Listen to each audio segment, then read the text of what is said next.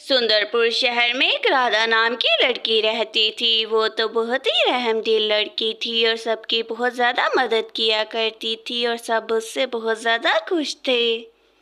आज तो हमारे छोटे से शहर में भी बहुत ज़्यादा गर्मी पड़ रही है। सोच रही हूँ कि मैं भी इस गर्मी में जाकर थोड़ा सा नदी से पानी ही पी आऊँ। राधा तो इतना कहते साथ ही वहाँ से जल्दी से चली जाती है और जल्द ही वो नदी पर भी पहुँच जाती है। राधा तो जैसे ही अपने मटके में पानी भरने के लिए नीचे होती है, उसे तो वहाँ एक बहुत ज़्यादा खूबसूरत हार नजर आ जाता है।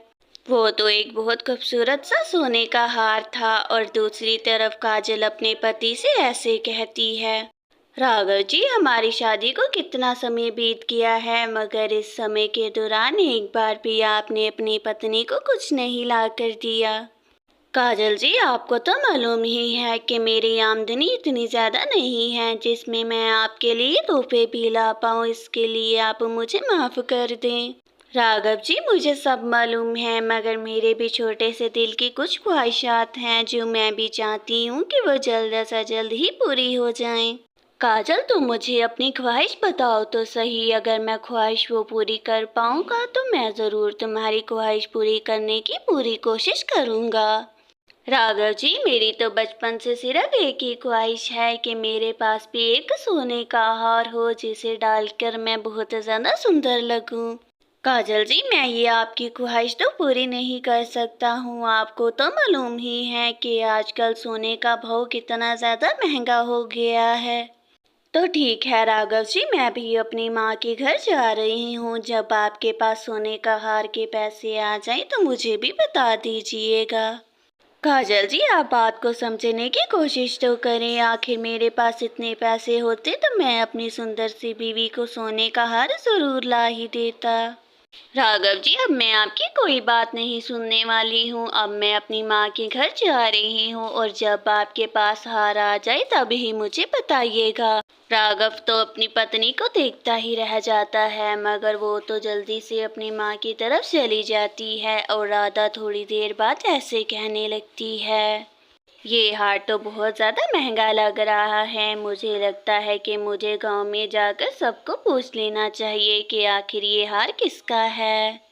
राधा तो जल्दी से वहां से चली जाती है और सबसे पहले वो राघव के घर ही जाती है और उसे जाकर वो हार दिखाती है और फिर उससे ऐसे पूछने लगती है, राघव भाई, काजल बहन कहीं नजर नहीं आ रही हैं। आप उन्हें जल्दी से बुला दें, मुझे उनसे कुछ जरूरी बात कहनी है, जल्दी से बुलाएं।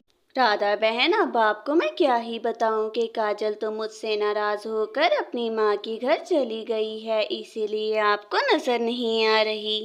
राघव भाई, क्या ये हार काजल बहन का है? और आप मुझे ये बताएं कि आखिर वो आपसे नाराज होकर अपनी माँ की तरफ क्यों चली गई हैं? नहीं राधा बहन, ये काजल का हार नहीं है। वो इसलिए ही तो नाराज होकर गई है क्योंकि मैं उसे सोने का हार लाकर नहीं दे पा रहा हूँ। राघव भाई, मैं सबसे पूछ लूं कि ये सोने का हार आखिर है किसका? फिर हम दोनों भाई बहन जाकर काजल को मनाकर वापस लेकर आएंगे। ठीक है राधा, फिर तो तुम जल्दी से जाकर सबसे पूछ लो, फिर हम दोनों जाकर काजल को मनाकर लेकर आएंगे और वो घर आ जाएगी। सूरज जी, मेरे सुंदर पति, आपको नहीं लगता है कि आपको अपनी सुंदर सी पत्नी को एक सोने का हार लाकर देना चाहिए? मेरी सब दोस्तों के पास एक सोने का हार है, मुझे लगता है आपको भी मुझे सोने का हार देना चाहिए। रिया जी, आपको क्या लगता है कि मेरे बाप दादा ने मुझे सोने का बाग बना कर दिया है जिसमें मैं आपको सोने का हार लाकर दे दूं? सूरज जी, मैंने ऐसा कब कहा कि आपके बाप दादा ने आपको सोने का बाग बना कर दिया है? मुझे तो बस हार चाहिए, मतलब हार चाहिए। रिया, मेरे पास इतने पैसे नहीं हैं जिससे मैं तुम्हें सोने का हार ला कर दे सकूं, और वैसे भी सोने के हार के बिना तुम कौन सा मर जाओगी। सूरज, तुम तो बहुत बड़े कंजूस हो। तुमसे तो कोई चीज की उम्मीद रखना बेवकूफ़ी है। मैं ही बस एक बेवकूफ़ हूँ जो तुमसे कह रही थी ये। हाँ रिया, मैं ही कंजूस हूँ तो तुम मुझसे भी बड़ी कंजूस हो। मुझे भी सब कुछ ही मालूम है। अब तुम चुप कर जाओ और जल्दी से सो जाओ अब।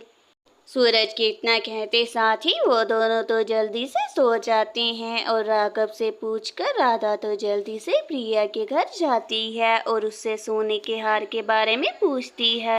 प्रिया बहन, क्या ये सोने का हार आपका है? आज जब मैं नदी पर पानी पीने के लिए गई तो मुझे ये हार नदी के करीब ही मिला था, इसलिए मैं आई।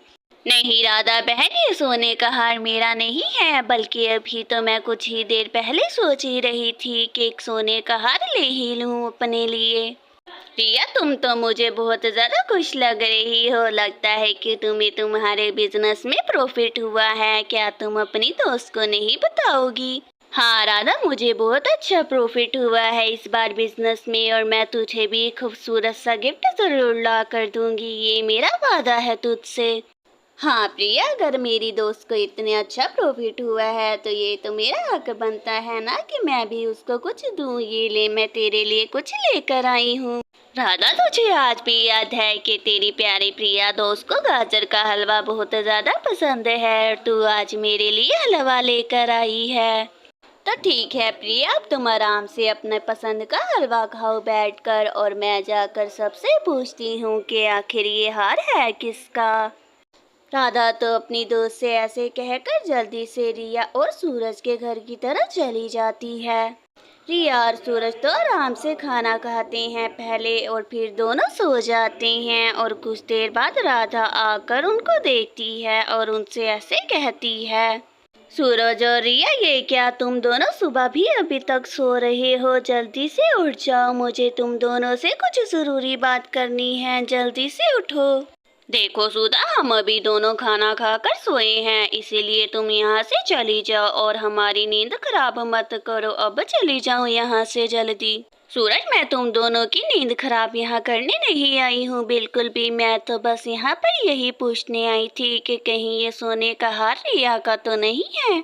सोने के हार के बारे में सुनकर रिया तो जल्दी से उठ जाती है और ऐसे कहती है राधा से, हाँ राधा, ये सोने का हार तो मेरा ही है। तुम्हारा बहुत शुक्रिया जो तुम ये हार देने मुझे यहाँ आई। ये हार मुझे मेरी माँ ने दिया था। राधा के वहाँ जाते साथ ही सूरज तो रिया की तरफ देखता है और फिर उससे ऐसे कहने लगता है, रिया, तुमने राधा से झूठ बोला है ना? और मुझे अच्छे तरीके से याद है कि तुम्हारी कंजूस माँ ने तुम्हें शादी पर कोई सोने का हार नहीं दिया था। हाँ सूरज, ये हार मुझे मेरी माँ ने नहीं दिया है, बल्कि मैंने तो उस छोटी सी राधा से बस ये झूठ बोला कि ये हार मेरी माँ ने मुझे दिया है। वाह रिया, क्या बात है, तुम तो झूठ बहुत ही सफाई से बोलती हो। एक बार तो मुझे भी लगा कि ये हार तुम्हारी माँ ने ही तुम्हें दिया था। रिया तो वो हार अपने गले में डालकर बहुत ज़्यादा खुश हो जाती है, और दरअसल वो हार तो एक जेलर की बीवी का था और वो हार वो पूरे ही गांव में तलाश कर रहा था।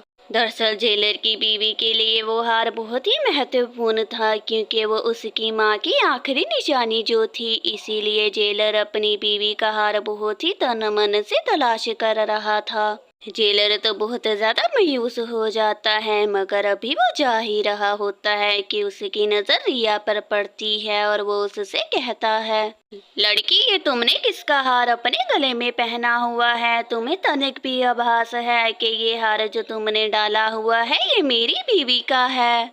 मुझे लगता है जेलर जी कि आपको कोई जरूर गलत फहमी हुई है। ये हार तो मेरे पति जी ने मुझे मेरे सालगिरह पर ही ला कर दिया था। जेलर को तो रिया पर बहुत ज्यादा गुस्सा आता है, क्योंकि वो उससे मुसलसल झूठ बोलती जा रही थी कि ये हार उसका है, और फिर वो जल्दी से रिया को जेल में डाल देता है। राधा तो राघव के साथ काजल को मनाने के लिए उसकी माँ के घर जाती है और जल्दी ही उसे मनाकर राघव के घर दोबारा ले आती है, और वो हंसी खुशी अपने घर में ही रहती है।